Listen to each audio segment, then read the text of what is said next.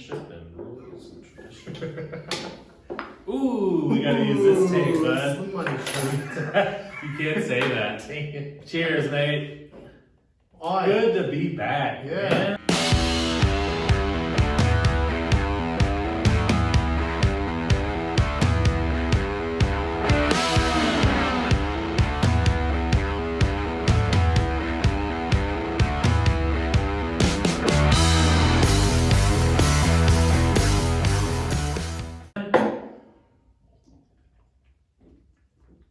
Homebrews News. It's good to be back.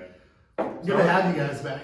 Sorry we've been on a hiatus, guys. It's we're human beings too, and Yeah. stuff is coming up over Christmas time. I don't want to divulge. We've been in a pandemic, Actually, so I you don't care. can't.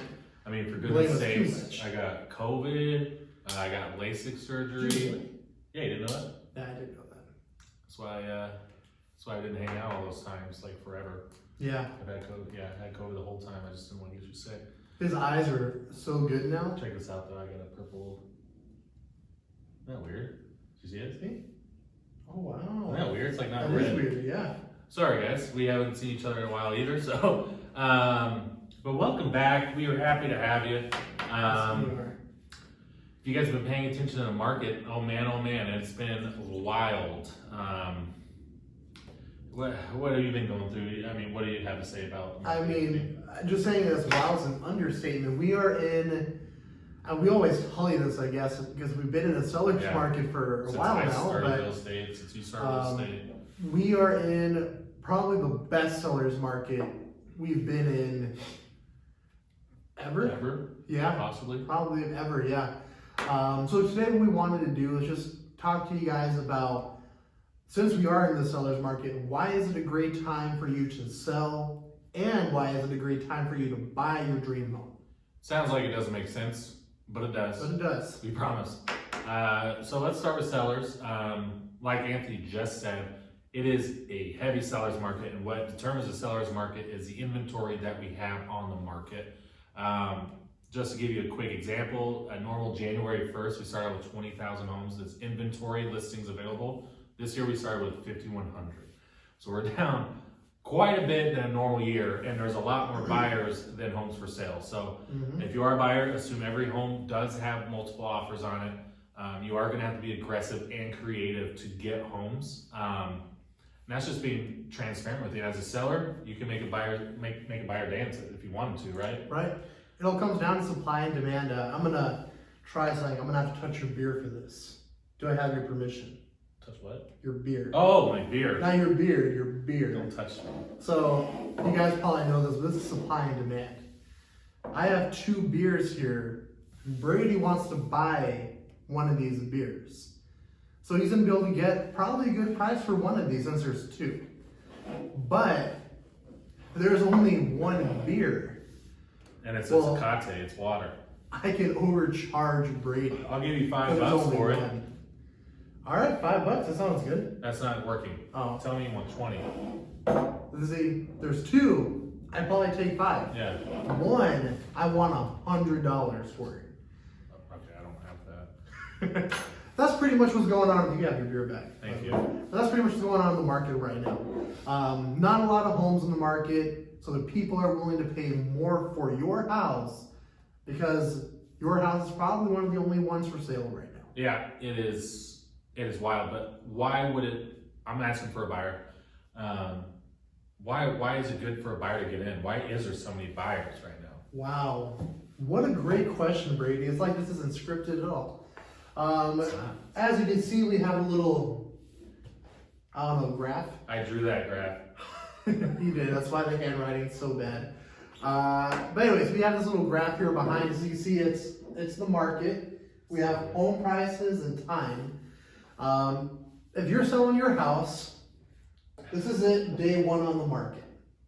By the time you actually close on your house, it's worth more now because of the market we're in. And so you buy your new house. Maybe at first it doesn't seem like you're making the greatest deal. Your home that you buy might be around the same price as the home you just sold, but what's behind the scenes is, first of all, we have historically low interest rates still. So you're probably going to be having a much lower interest rate than you would on your current home. After that, give it a few months, maybe a year or whenever in the future, your home is worth a lot more now. And so that's... Yeah, the thing you gotta ask yourself is are you in your dream home?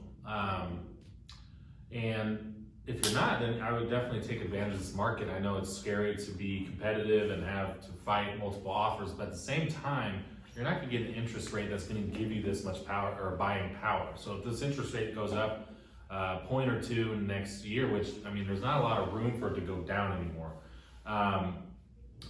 Then at that point, if you're approved for, let's say, 400,000 and it goes up a whole point, I don't know the whole numbers, but I guarantee you're not gonna be approved for 400,000 anymore, maybe closer to 350. So that is why it's a good time to both buy and sell.